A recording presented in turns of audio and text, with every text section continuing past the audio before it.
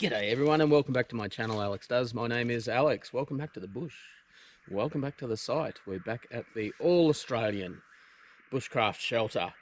But as I've mentioned a couple of times before,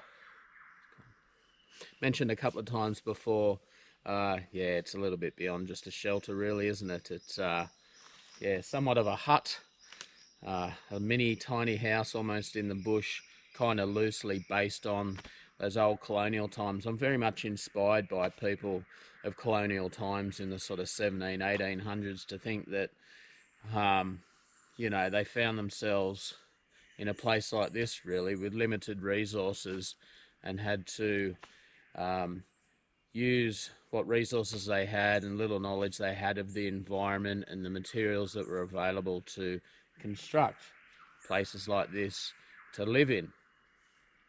So yeah, I don't know. I'm just playing around. I'm just a 50-year-old guy trying to relive his youth.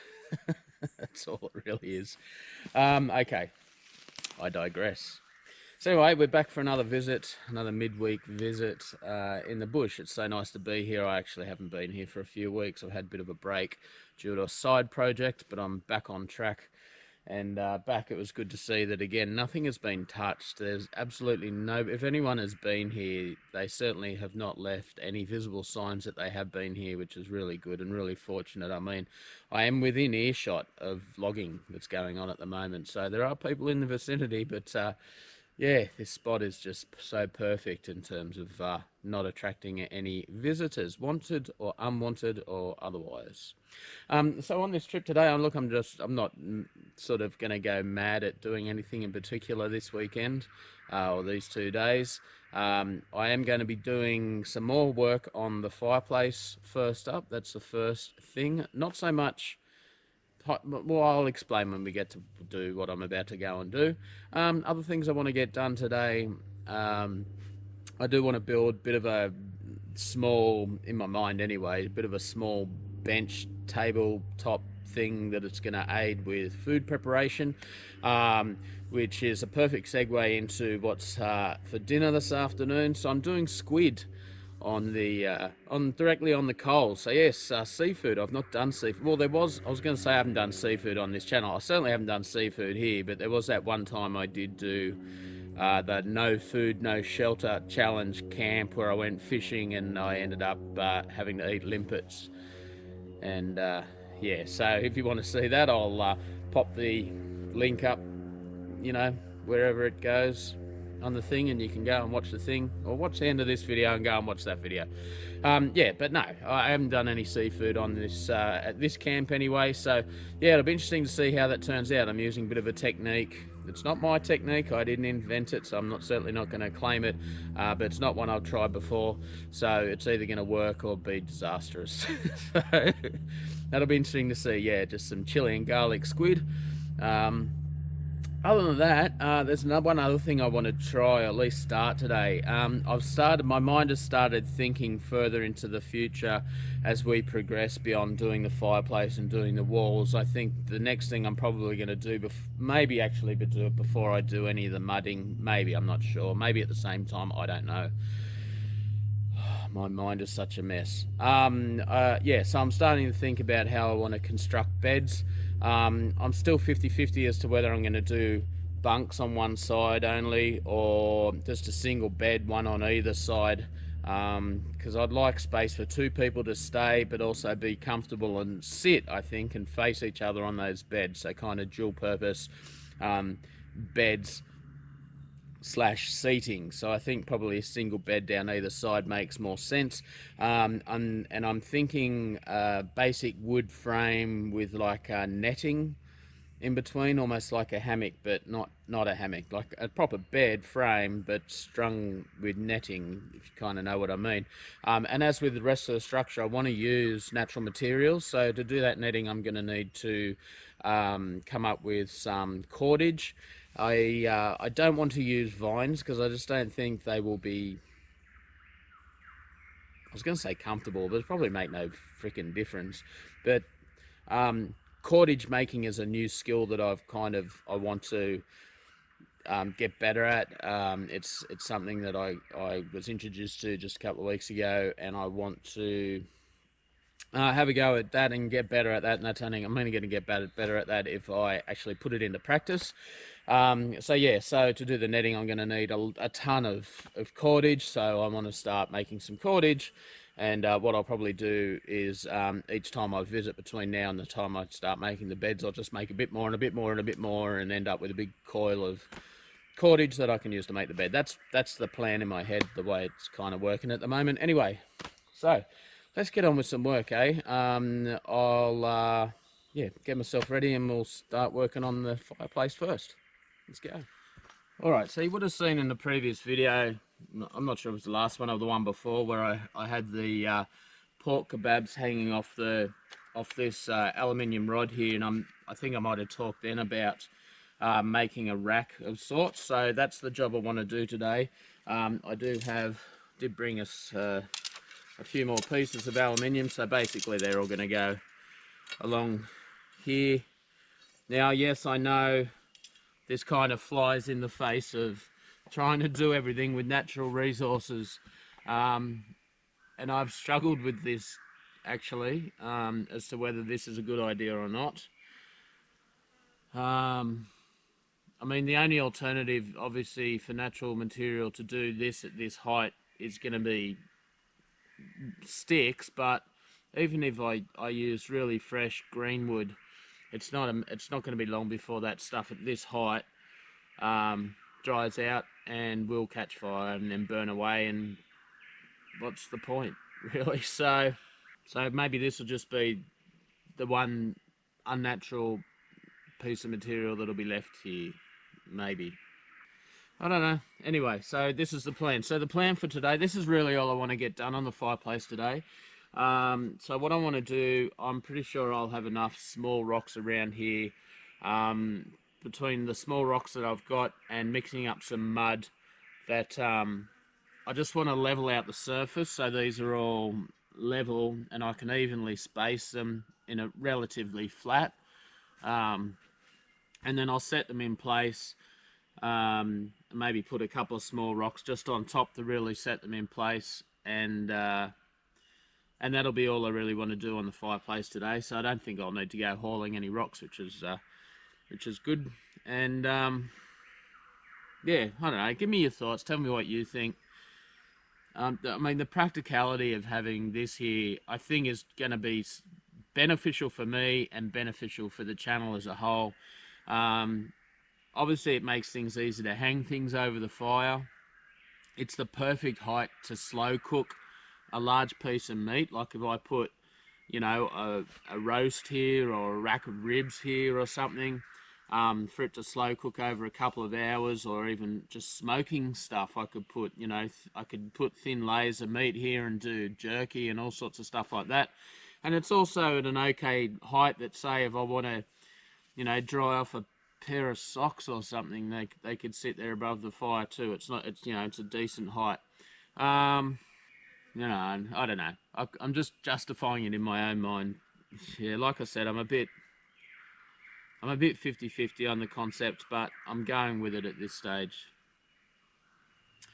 So anyway, I'm going to see if I can figure out some rocks to level out this surface. I'll dig a little bit of mud and mix that up, and we'll get going with putting these in place, eh?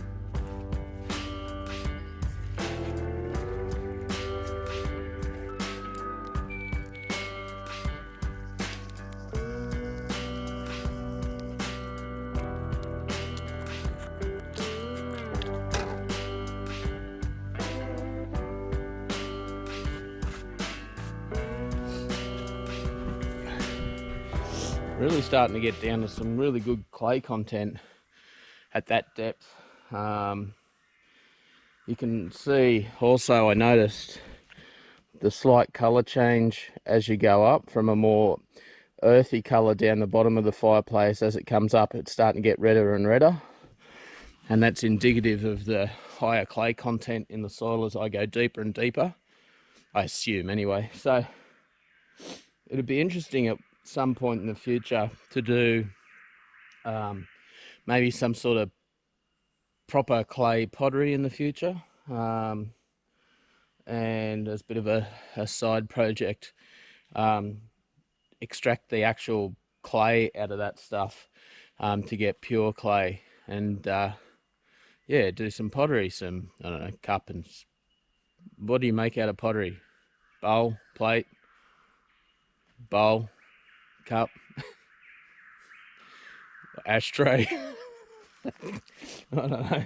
Anyway, there might be a fun project down the road to, yeah, it seems like really good quality clay. All right, so next step, obviously, it's takes some moisture to turn that into mud. So I'll grab the bucket and I might take you down to the creek and we'll go and get a bucket of water.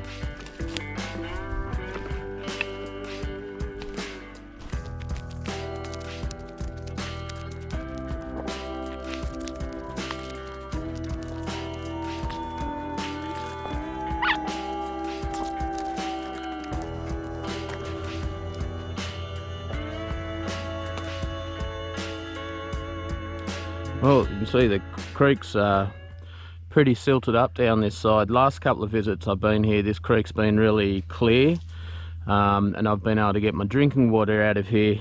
With my filter, I could probably still drink this. It's interesting.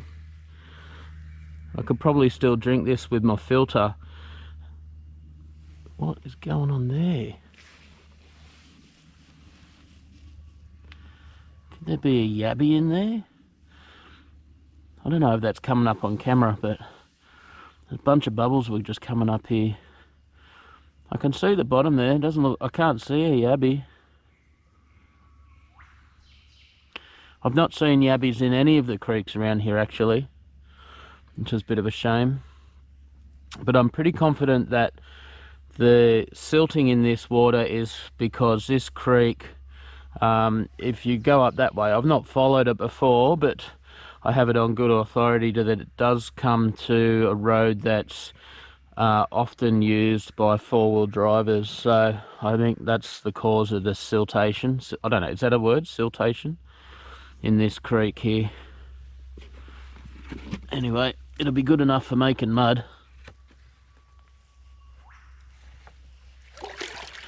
And yeah, fortunately the other creek on the other side is always clear. Alright, let's get back and mix this mud up.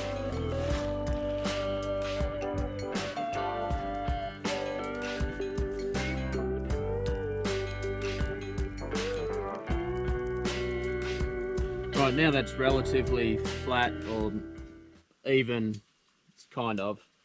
So now I just want to space these out roughly where I want them, and once I've got them sorted to kind of where I need them, then I'll cut them to size.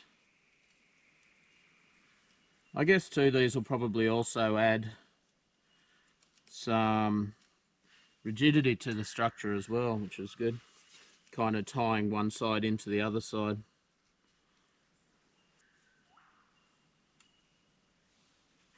Of course, I'm assuming everyone has one of these little pipe cutters in their bushcraft toolkit.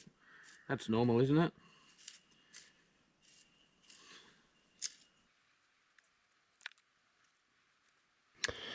There we go. Now bars are in there, reasonably level, reasonably evenly spaced. I've just used up the last of the clay and just chucked a couple of rocks on top around there just to help hold that clay in. I'm happy with that for today. In terms of progress on the fireplace, I really want to get this clay kind of dried and set, and get those rods in there secured before I go much further. So yeah, but if you have a look, here's the roof line. There's really not much space to go. We're definitely beyond halfway. I'd say we're almost definitely beyond halfway. Now, something interesting. I don't know whether I should bring this up or not. Mud everywhere on the camera. It's great. Something interesting I saw. Obviously, I do a lot of research. Well, not a lot. I take an interest in seeing what other people are doing on YouTube. And I did see a series of videos from a guy, and for the life of me, I cannot remember the name of the channel. Otherwise, I'd put a link up. He only had 4 or 5 videos, and they were put up, I think, 5 years ago.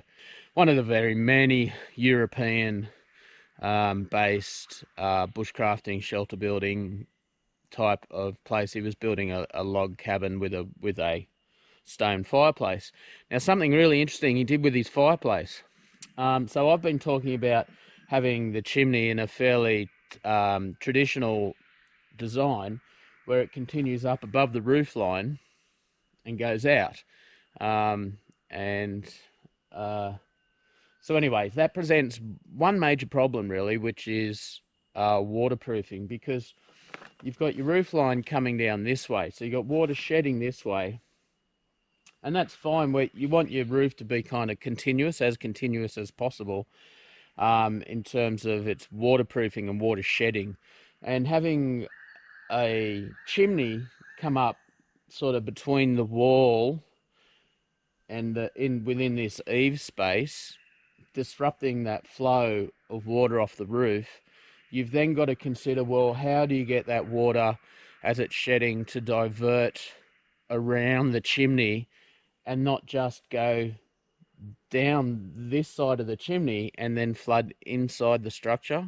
I hope that makes sense. I hope I'm explaining that enough. So you got water coming down.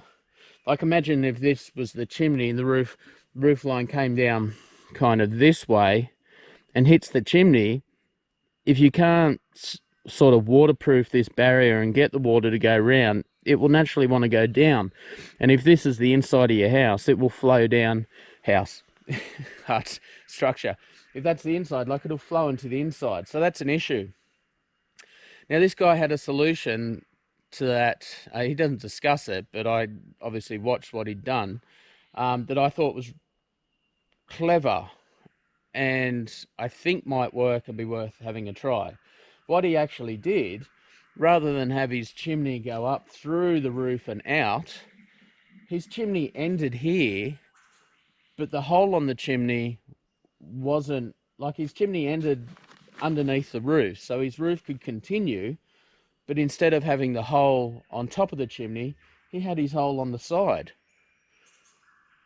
So the roof continues to shed beyond the wall and then hits the top of the chimney and flows off, because he's got a top on the top of the chimney. Like, it doesn't flow into the chimney, it flows off, and then he's got a hole for the smoke to exit on the side. Now,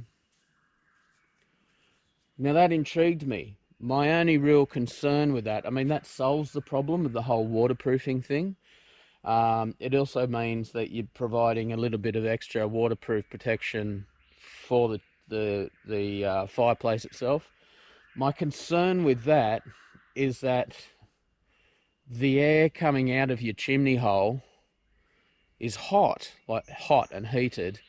And if you've got a roof of natural materials, it seems likely to me that eventually those materials are going to get heated over time and become very dry and brittle and at risk of then catching fire themselves, especially if you've got embers coming up out of the chimney. But still, I thought it was food for thought. Maybe there's a way I can have my side exit come out, but the roof finishes maybe 6 inches away from the hole. So maybe instead of having where I was going to have my chimney taper up and go up, maybe I should have my chimney, or the structure itself, come up, I don't know, more this way, so that it exits out here somewhere or something. I don't know.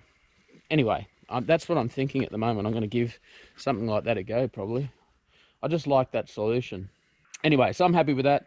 I'm going to move on to the next job.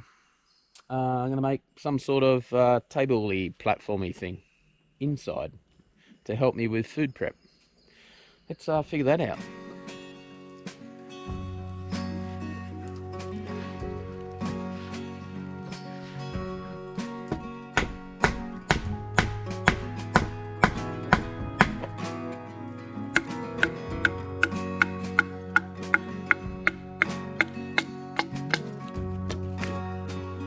All right, there we go. Table's done for now. It's relatively it's relatively solid. This bit of wood here's not the best. It's not the most solid bit of wood, but it'll do. I've just notched these out on the back here just to make it a little bit more stable. I could probably do with maybe lashing them down or something like that, but in terms of usability, I think it's going to be fine like that. It's at a good height. Yeah, for now. And yeah, I might perfect it or make it nicer later. But that's going to make a difference when it comes to doing food. And I thought with it being here at this height as well, it does get the afternoon sun, as you can see, which if I put the camera there, it's going to be a little bit better for me to film food prep. So let's try it. Let's put something on it, make sure it works. There we go, it works. Okay, so while I wait for the my squid to defrost, because it's still pretty frozen, let's have a look at this, or talk about this. I mentioned earlier about cordage and making cordage or rope of sorts. Now again, remember, this is not a how-to channel. You do not come here for education. This is the least educational bushcrafting channel on all of YouTube. There's plenty of experts out there on YouTube who can show you how to do things better, so do your research. Maybe look at this as an intro and then go and do your own research. I'm certainly no expert. Now, so making cordage. There's a lot of things you can make cordage from. When you think about it logically, when you think what is a piece of rope or string or whatever, it's a whole bunch of, you know, fibers that are basically spun together, and the combined tensile strength of those fibers gives you the strength of your string or cordage. And there are a number of plant sources you can use for making cordage, from obviously grasses through to things like even bark, anything that's fibrous. You could probably use, actually, I wouldn't be surprised if you could use, so this is stringy bark that I've got for starting the fire with. Like, if you break that up into these individual fibers, I wouldn't be surprised if you could even spin this stuff into cordage. Like, the tensile strength isn't great, but I'm sure it would be possible if you fluffed it up and spun it more like a bit of wool. So yeah, common things you see people make cordage from, certainly in Australia, are things like your Guy Mere lily leaves, and also Lamandra longifolia. I can't think of the common name of that stuff at the moment, which is another grass plant. I'd been hoping to use this stuff. I don't know what the technical names of any of these two plants are. So again, this isn't a how-to or an expert channel or anything like that. I'd been hoping to use this stuff because there's a little bit of this stuff around. This is a grass that it comes up one stem and kind of branches out. A little bit kind of spiky, not spiky, but almost serrated in the downward direction. It kind of grips onto you. The problem with this stuff was that it doesn't seem to have much tensile strength, so strength this way, so it breaks very easily going that way. So I think even if you combined a lot of strands together, I think, you know, especially because I'm want to use this to make a bed, it's got to hold 110 kilos on a good day. So that stuff unfortunately is out, which is disappointing because yeah, there's more of this than anything else. So I've just gone for a hunt around after, you know, finding out that this was going to be no good, and I found this stuff which kind of looks similar, but it's different. Again, it's got a little bit of serrations on the edge there, but the tensile strength is a lot.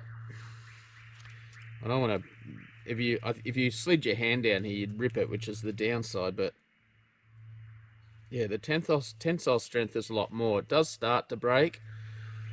So I don't know how suitable this is going to be or not. It's going to take some further investigation. So I'm going to trial with this and see how we go. I have seen it displayed that sometimes when you use your grass, you're better off letting it dry out for a few days before you try and turn it into cordage. Basically what I'm going to do, I'll cut any seed heads off. What I'm thinking, I don't know, it's all going to be trial and error.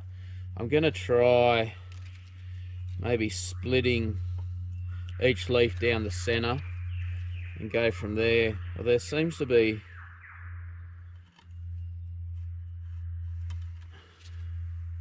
I don't know how it's going to split really, but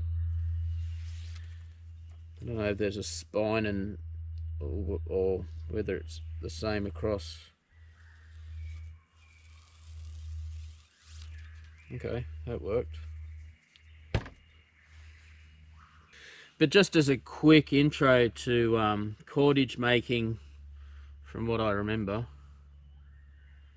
yeah, I don't know. This is all trial and error, so we'll see how we go. And I'm going to sit and play with this tonight. But so basically, you want to grab your first piece roughly in the middle, start spinning it. It's not really clock that away from you like that. So start spinning it into a tight little tube. Yes, even this grass is starting to kind of break up a bit. So I don't know if there's a part of it that's probably going to be good and a part that's not so good.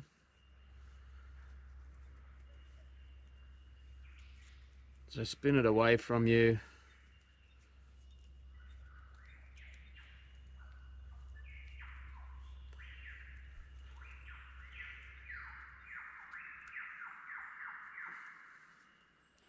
And after a few moments of spinning, it's going to want to naturally twist. So then put it in your mouth.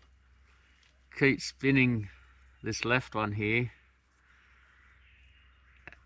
in the same direction. Spin the other one the other direction.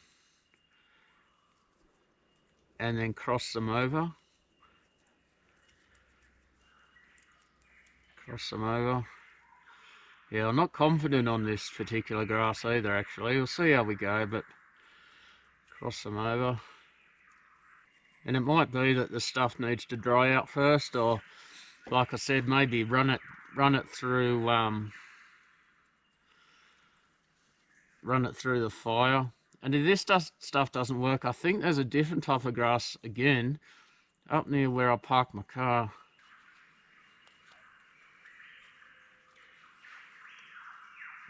Well, it kind of comes out all right.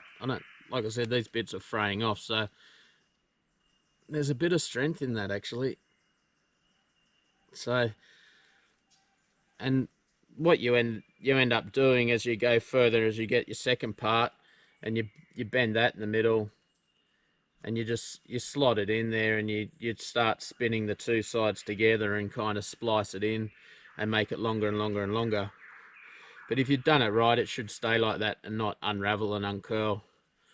I mean, that's actually quite a nice piece of cordage there, apart from the fraying, and it's quite strong. And if you made lengths of that, you could then double these lengths and spin them together again and get, gradually bigger and bigger rope. And as you can see, that only took 5 minutes, if that. And you can get on a bit of a roll. You sit there in front of the fireplace and just work away at it, and it won't take long before you end up with quite a bit of cordage. And we'll see how we go with that. It might actually work out all right. All right, we'll have a play with that later tonight. Maybe I'll give you an update on next week's video. But yeah, that stuff there is no good.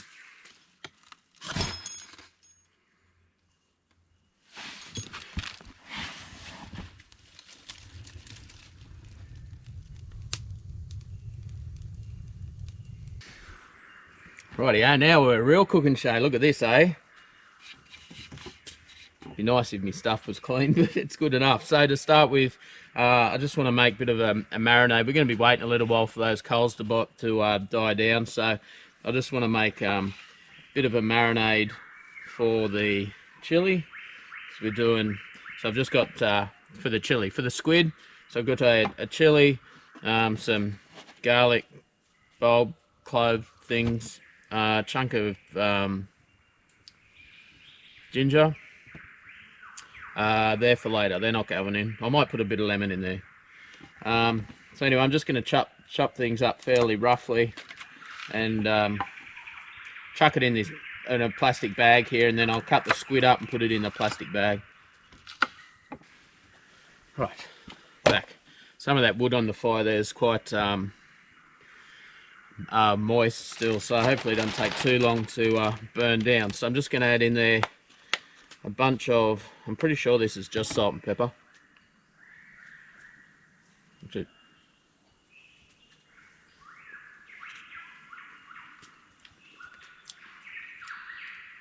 Yeah, just salt and pepper.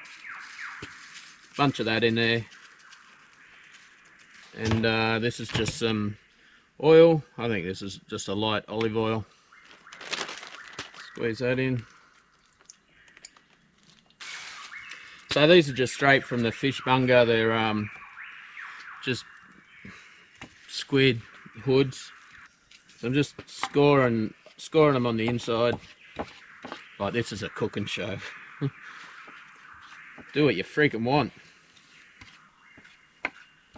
Right, now they're all scored, I'm just going to cut them into quarters, I think.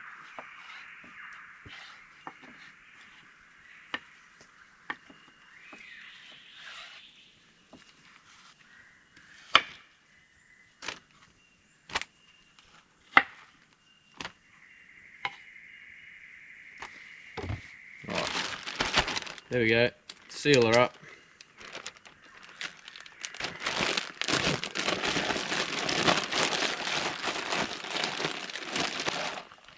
Right, that's going to sit there now while I wait for that fire to die down. I do have some bok choy that I'm also going to cook, but that's going directly on the coals. And yeah, we're just waiting for these coals to become coals.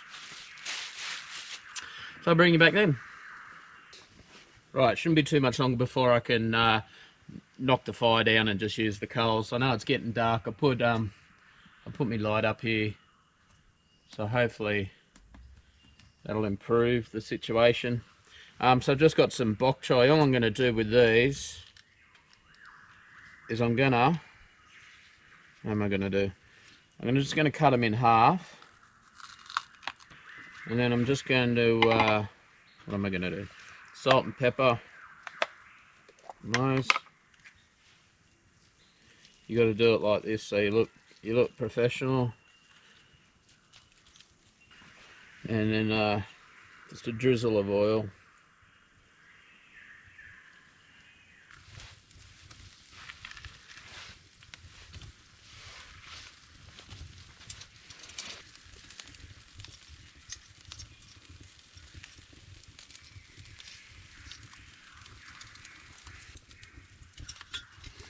Alright, that'll probably do these.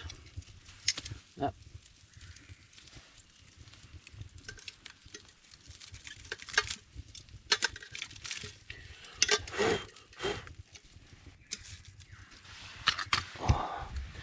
I'm just going to put these up here on the new warming rack. They'll stay warm up there. They're definitely done. I'll tell you what, they smell amazing. Yeah, pretty happy with that. I need to get this fire built up again a bit more though to do the squid. Right, so I'm going to do some of the squid now. So to do the squid, I've got this sieve, just a stainless steel sieve. I'm going to put the squid in there, not all of it. I'm just going to put a little bit in at a time, and we'll chuck it straight on the fire and see how we go.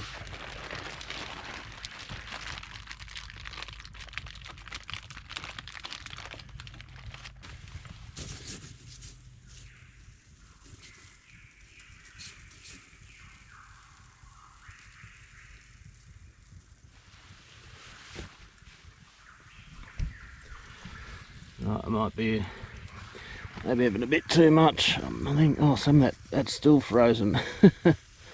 Probably better if it wasn't frozen. So we'll see how we go.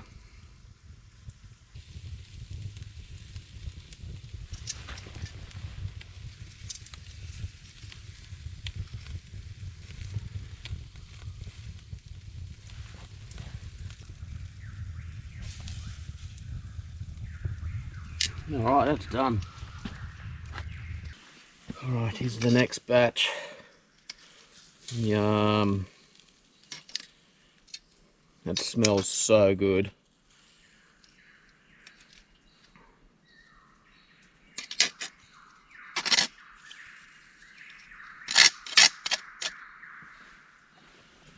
Alright, so to top that off, it's obviously got speckles of black on it, but that's what you want. So to top that off, we've just got some chopped up spring onion,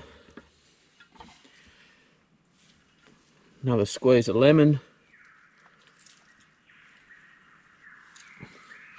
and I've got some sweet soy sauce,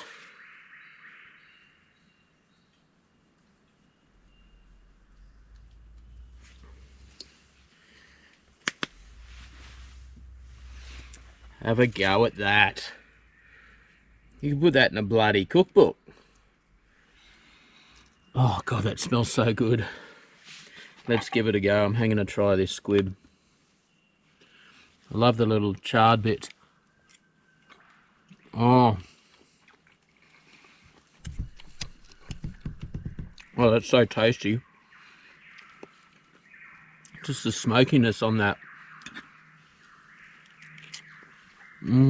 It's so tender.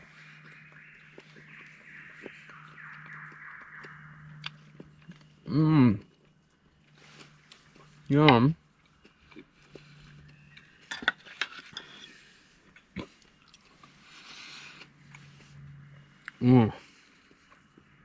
That's good.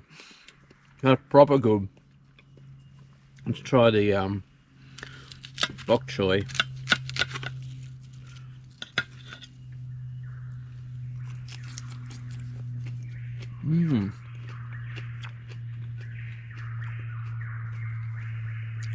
Doing the bok choy in the fire like that, it just takes it to another level.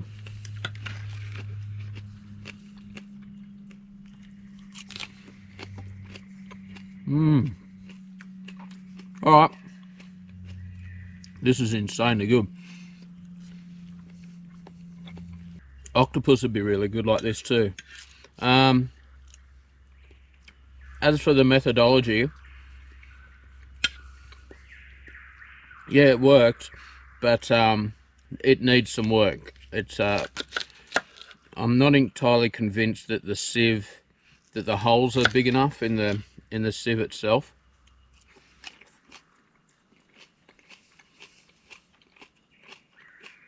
I did look at like fryer baskets that have got a larger hole in the mesh. I think that might work out better, because with this, because what was happening, you get the juice and a bit of slime off squid. It was blocking the holes and preventing the fire from coming through.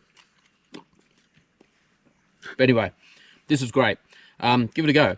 I'm going to enjoy this, and yeah, I'll bring you back shortly.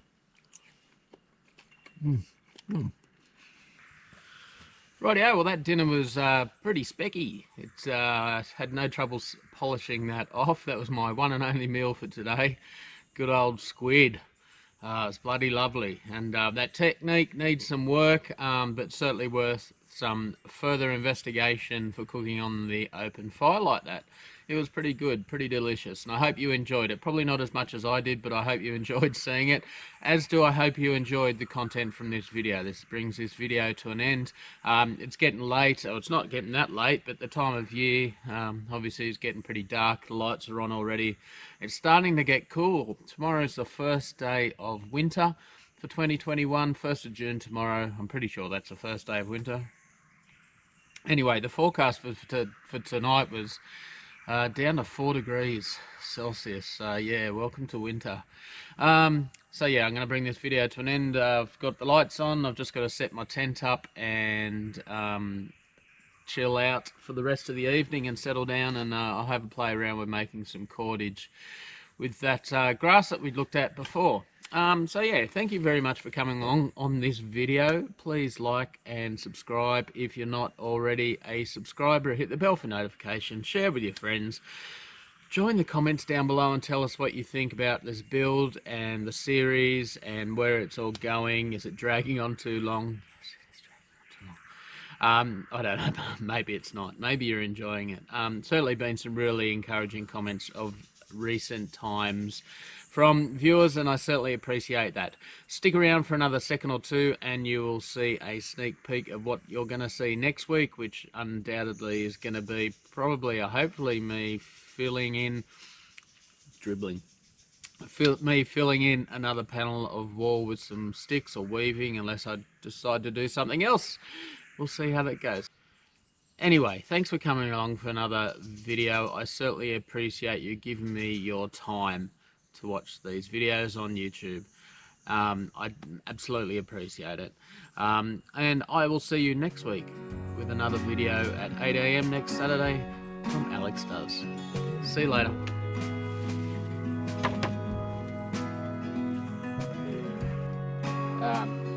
Yeah. Shit happens.